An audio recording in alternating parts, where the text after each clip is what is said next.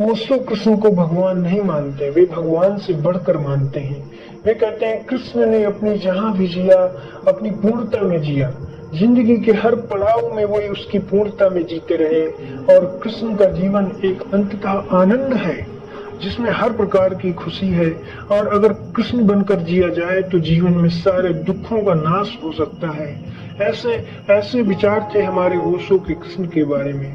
तो दोस्तों, आज हम इस लेक्चर में बात करेंगे कि कृष्ण के बारे में ओशो के क्या विचार थे, कैसे विभिन्न थे अन्य लोगों से। श्री कृष्ण एक ऐसा नाम है जो सिर्फ हिंदू धर्म में नहीं बल्कि पूरी मानव सभ्यता में प्रेम, संगीत, नृत्य और जीवन की पूर्णता का प्रतीक है। लेकिन जब ओशो ने कृष्ण की बात की तो उन्होंने इन्हें सिर्फ भगवान के रूप में नहीं बल्कि एक पूर्ण पुरुष के रूप में देखा, एक ऐसा इंसान जिसमें विरोधाभास भी है, संतुलन भी है और जीवन की संपूर्णता भी है। तो आज हम समझेंगे ओशो के अनुसार कृष्ण कौन थे और उनकी जीवन से हम लोग क्या सीख सकते हैं। ओशो कहते हैं कि कृष्ण को समझना आसान नहीं है क्योंकि वे किसी एक रंग में सीमित नहीं है। वे मुरली भी बजाते हैं और चक्र भी चलाते हैं। जब वो सुदर्शन चक्र उठाते हैं तो अपने शत्रुओं का नाश भी करते हैं, और जब मुरली बजाते हैं तो उनके दुश्मन, उनके शत्रु भी आकर सुनते हैं। ऐसे हैं हमारे कृष्ण। वे राधा के प्रेम में भी डूबे हैं। कृष्ण हमारे राधा के प्रेम में भी डूबे हैं। लेकिन जब महाभारत की बात आई, महाभारत का युद्ध हुआ तो अर्जुन को धर्म युद्ध में संदेश भी देते हैं। ओशो कहते हैं कि यही उनकी खूबसूरती है। कृष्ण ना तो सिर्फ सन्यासी हैं, ना सिर्फ योद्धा, बल्कि जिंदगी के हर आयाम को वो अपनाते हैं। कृष्ण जो है तो जिंदगी के हर आयाम को उसकी पूर्णता में जीते हैं। ओशो मानते हैं कि कृष्ण का मूल संदेश है आनंद। आनंद ही उनका संदेश है। उनके लिए धर्म का मतलब है जीवन को एक खेल की तरह जीना, एक लीला की तरह जीना। जीवन को उसकी पूर्णता में जहां हो वही जी लो। जिस जगह हो, बचपन में हो तो बचपन में जी लो। एक बड़े हो गए, युद्ध है, किसी भी प्रकार का संघर्ष है तो उसकी पूर्णता में वही जी लो। जिंदगी को एक उसकी पूर्णता में खेल की तरह जीना ही धर्म है। कृष्ण के जीवन में कोई तनाव नहीं था, कोई बोझ नहीं था। चाहे वो गोकुल की गलियों में गोपियों के साथ खेल रहे हों या कुरुक्षेत्र की भूमि में खड़े हों, उनका चेहरा मुस्कान से भरा है। यही मुस्कान, यही आनंद हमको कृष्ण से सीखने को मिलती है। अगर तुम जीवन को लीला बना सको तो सुख दुख खुद ही मिट जाएंगे।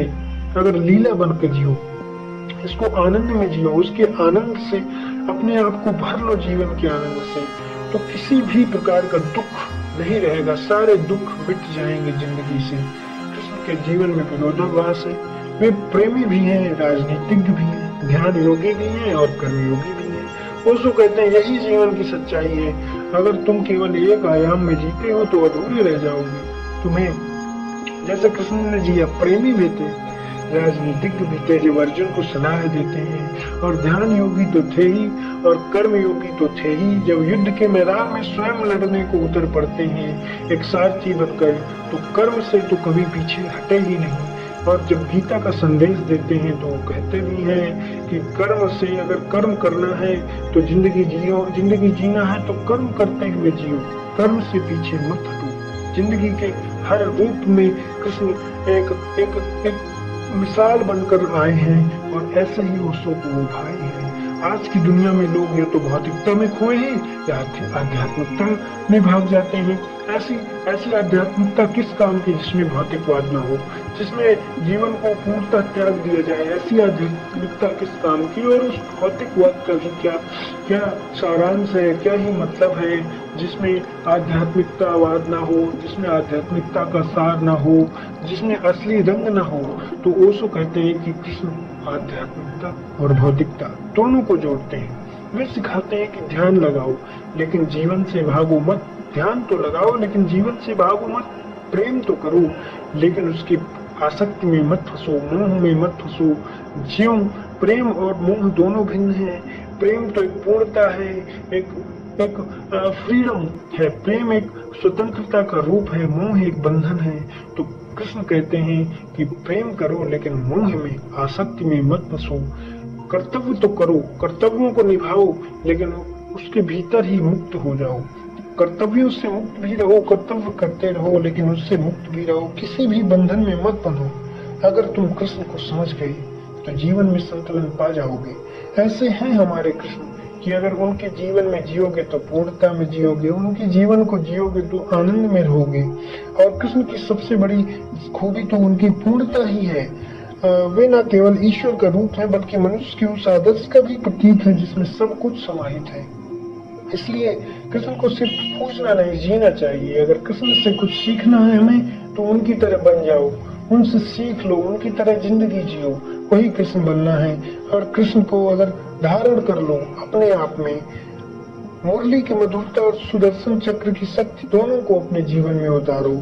ऐसे ऐसे बन जाओ कि एक कठोरता और सौम्यता का संगम हो तुम्हारे अंदर। ऐसे बन जाओ कि सुदर्शन चक्र की कठोरता और मुरली की मधुरता हो।